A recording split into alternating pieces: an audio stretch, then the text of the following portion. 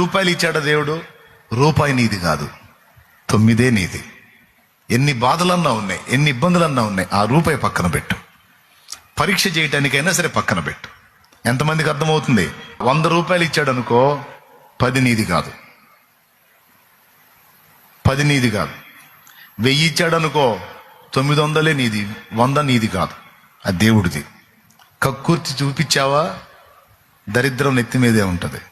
ఎందుకంటే ఇప్పుడు ఆల్రెడీ అనిపిస్తున్నాగా. ఎంతమంది ఉన్నారు దశం భాగం తీనోళ్ళు, 10వ భాగం తీనోళ్ళు అంటే మొత్తం చేతులు ఎత్తారు దాదాపు చాలా మంది. కొంతమంది మాత్రమే చేతులు ఎత్తలేదు, వాళ్ళ తర్వాత ఎత్తారు తీసే గుంపులో.